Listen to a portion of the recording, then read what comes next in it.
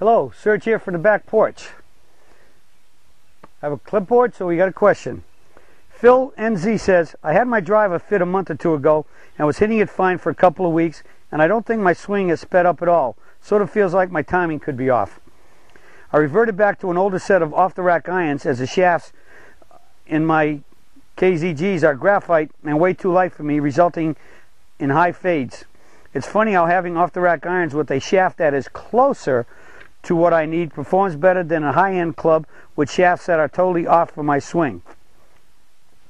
I took this one because it's not so much a comment question, but a question, but comments, and I think they're both good. First off, Phil says that he was hitting his driver good for a while, and it's off, and he thinks it's very much timing. Absolutely, if your timing gets off, the sequential movement of the parts of your body get off, and out of sequence is definitely going to cause you impact problems in terms of solid, and which is the way you hit the ball farther, and also club head speed, because if you're out of timing, and you're very likely out of balance, and so not being in good balance, you can't swing the club as fast, because your balance buddy, your balance mechanism is slowing your swing down to keep you in balance so you don't fall down.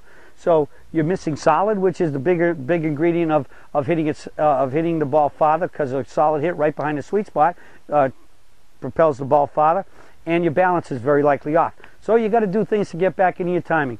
You can do some shadow swinging, some whatever it takes to try to get your sequence back. Sometimes the best thing I like to do is go to the range and just start hitting the ball, swinging at it softer, and just try to feel this timing back, where everything just gets back to where boom, you're right in that position that you felt before, and you just refine that position. Another one I like to do with my timing is I like to do what I call miniature swings, or even chip shot swings. I take a very short swing and I really try to accelerate my arms to hit the ball and get my body where once I hit it, as I'm coming down, when my back arm, the shaft, the back arm reach my back leg, that all of that fires to swing up to the finish. Because many times when we get out of sequence, I see that as more to finish, where people just aren't getting to their finish. The players aren't getting to their finish, and that's what can be the big problem. The other big issue, that comment that I think was absolutely a great comment, which is the number one reason why I wanted to read this from Phil, is that he says, it's funny how having off-the-rack irons with a shaft that is closer to what I need perform better than a high-end club with shafts that are totally off for my swing. That's the whole concept behind fitting. The key is you get fitted to get the right shafts that fits your swing, your tempo, your speeds, and everything about your swing.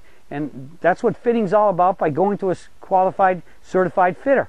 And so even if you have a high-end set of clubs, whether they're graphite or steel, and very likely if they're graphite, I just don't, from what I hear, the quality control isn't quite there in checking them for that they match what, if they're supposed to be regulars, that they're regulars, and so you got a bigger chance, I think, with graphite shafts of having shafts that aren't right for you, especially if you haven't had a fitter check the frequencies on them and make sure that they are the frequencies that you need for your swing speeds.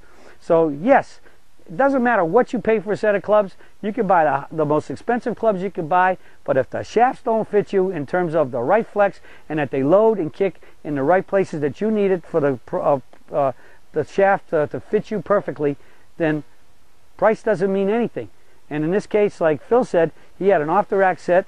It could have been an expensive off-the-rack set. It could have been a less expensive set. But no matter what, if the shafts are closer to what he needs, he will hit them better, because the shaft is the engine of the club, and you have to have the engine of the club match the, shall we say, the car swinging it, which is you. So it's all about a fit of your shafts, your clubs to you, and price doesn't matter. It's what fits you that matters, and the best place to get fitted and get shafts that match you is to go to a certified fitter. And remember what I always say, if you go to a fitter and the fitter doesn't build the clubs, you got shafted.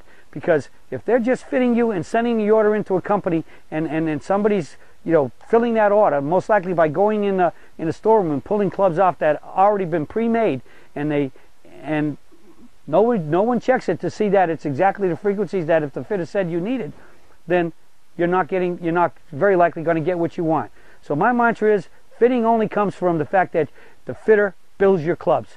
So you just don't want fitting. You want your fitter to build your clubs, because when they do it that way, you pay for the clubs when you pick them up, and you don't pay for them until you go out to the range with that fitter and you hit him. You hit him well. You like him. He likes him, and then you pay for him. That's a true fitting, and that's getting a true fitted set of golf clubs. So see your local fitter, get fitted. He builds it, and you'll have clubs that match you. You'll hit the ball a lot better. And that's why I brought that up from Phil, because it doesn't matter where you got them or what you paid. When you got a fitted set of clubs or shafts that at least fit you, you're going to hit the ball better. And that's what this is all about. The better your clubs fit, the better you hit the ball, and the lower scores you shoot. Well, that's it for the search for today, and I'll be talking to you all again soon.